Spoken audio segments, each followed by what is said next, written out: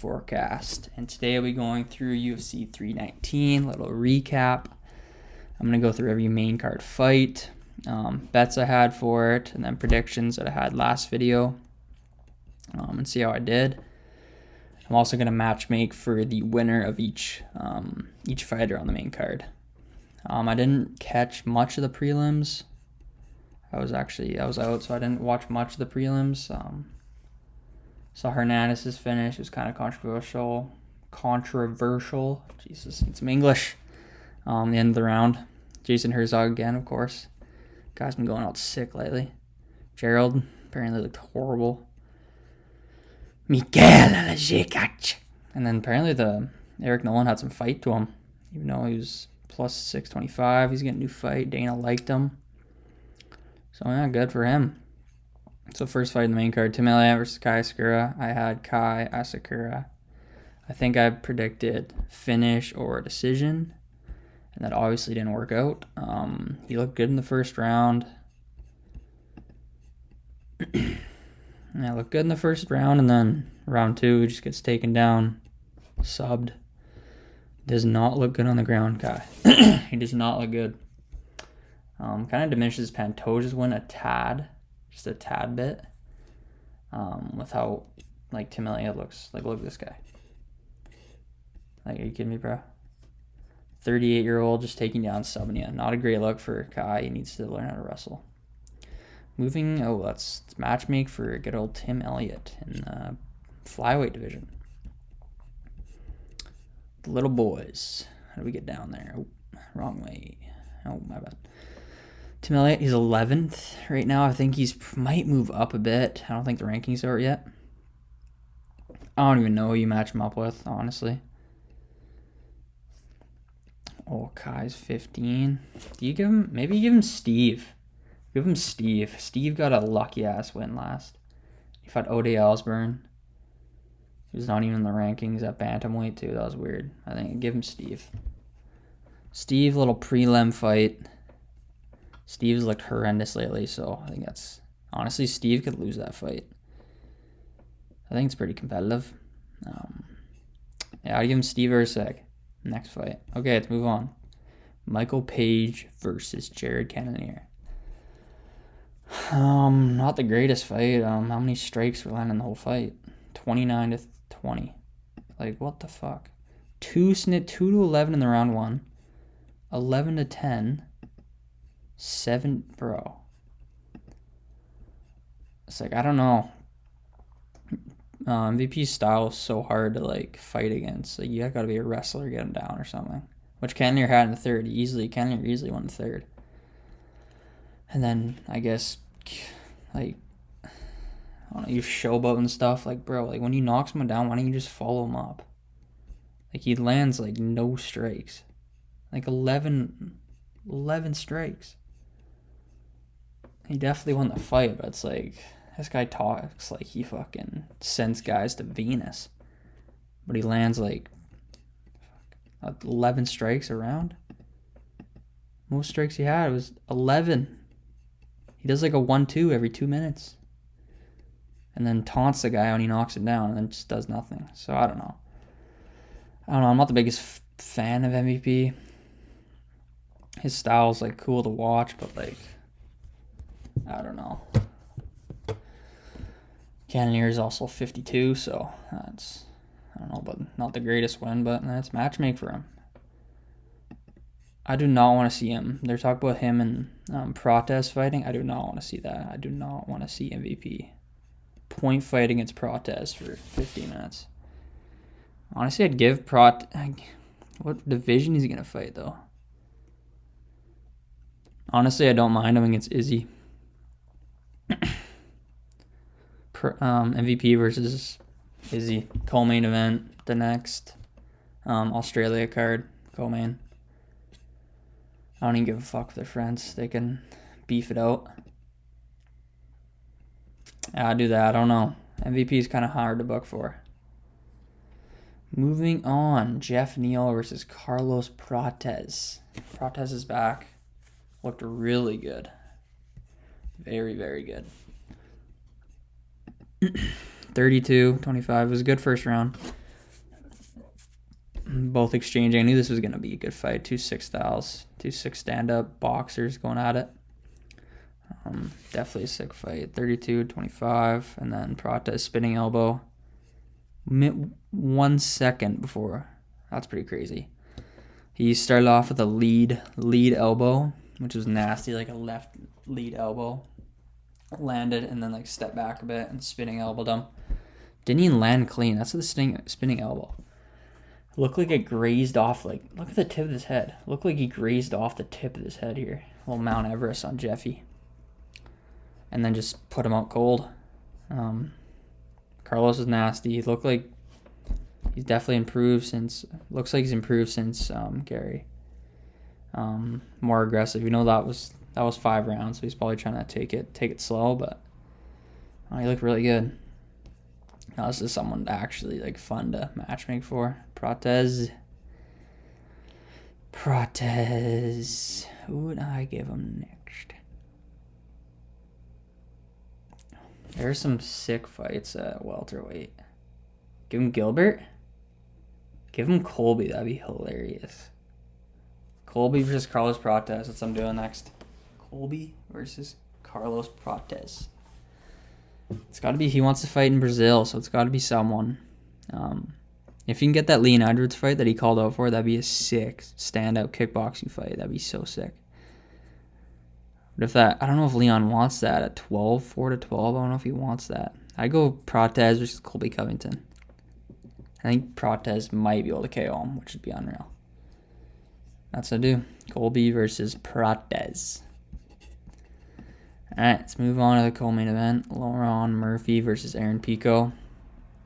Murphy taking this on short notice from the UK. Had a hard-ass weight cut. You could tell at the presser he could barely talk. Sucked in. And just...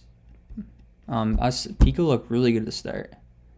Tiny, jacked guy. Just like he rips the body shots. Got takedowns on Murphy even though he wouldn't be able to take him. I mean, he wouldn't be able to hold him down. Still got him down twice.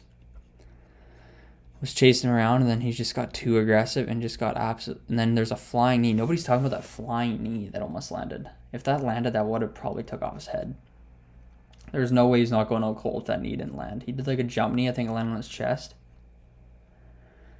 And then like 20 or like 30 seconds later, he spinning elbows Pico right to the head and just KOs him flatline. Nasty KO. It's my KO of the year for sure. Just vicious spinning elbow Spinning elbow from Lerone Murphy. Good English. So Murphy, it sounds like underdog too. That's crazy. I don't know how he was the underdog. I actually got this pick right too. I said, I think I said Murphy by decision. Gets the KO. So I got everything right except for Tim Elliott somehow wins. I had Page in the over. I think that was a pretty safe pick. Prates by KO, yeah. Murphy. So I did pretty good, and then main event, obviously. We'll talk about that later, but... So Lerone Murphy, that's a match. He's going to go... I think he's getting the belt. I think he should get the belt. Stepping up the promotion, fighting in, like, pretty much no-name guy. Good guy, good style. Like, hard style to fight against. He does the spinning elbows and KOs him clean, like... That pay-per-view was good, too. Like, I was checking the embedded numbers. I usually do that for every pay-per-view. Check, like, the episode 1. If that gets, like, over 1 million views, you know it's going to be, like, a pretty good pay-per-view. And I'm pretty sure that one had close to 1 million views. So the pay-per-view did pretty good, I think. Had a lot of eyeballs. Co-main, lots of eyes on him. I think that's... You got to ride that momentum that he just got from flatline KO Pico. You gotta give him Volkanovski next. I think that's the fight to make. December, I think they're talking about. Maybe a little co-main or main event. I don't know. We'll see. But I think it's Volkanovski versus Lerone Murphy next. That'd be a sick scrap. Like, I feel like they got pretty similar styles. Sick boxers. Lerone Murphy's undefeated. Like, this guy is good, dude. Like, I wonder what the betting odds would be for that. That'd be a really good fight. Moving on to the main event.